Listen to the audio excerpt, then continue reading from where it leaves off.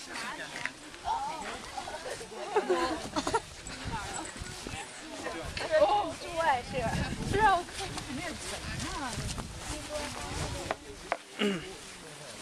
velkommen til. Til 1800-tallet. Holland. Okay. Og huset her viser, hvordan mange mennesker boede for 150 år siden i Danmark. Og dengang der lavede man det meste af sit tøj, det lavede man selv. Ja. For det var alt for dyrt at købe tøj. Så man lavede tøj af uld fra fårene her. Og så det inderste her, det er lavet af hør.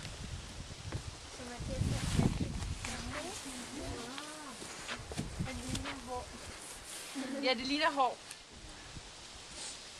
Og nu har jeg blandet uld fra et brun får og et hvidt får. For det var også lidt dyrt, når man skulle have sit uld farvet. Så derfor blandede man det meget selv.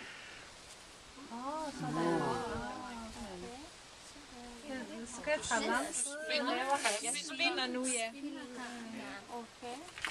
Man sad om aftenen, fra slutningen af september, så sad man altid inde om aftenen, der bliver det jo tidligt mørkt. Og så spandt man alt sit uld. Så det er mænd og kvinder, som gjorde det? Eller Det var mest kvinder, der gjorde det.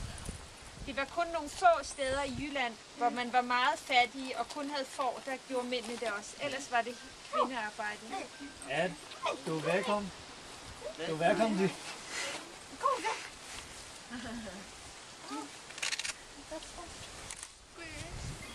Man havde egentlig en spinderok, sådan en med et hjul, hvor man sidder og gør det.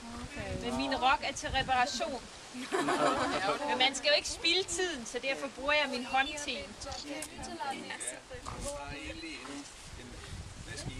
Kender vi godt. hvor langt kan det tage for at lave en... I kan se dem nede på væveværkstedet, der har de spinde med sådan et hjul, og så sidder man med foden og drejer det. Spørger du, hvor lang tid det tager? Hvor lang tid for at lave en...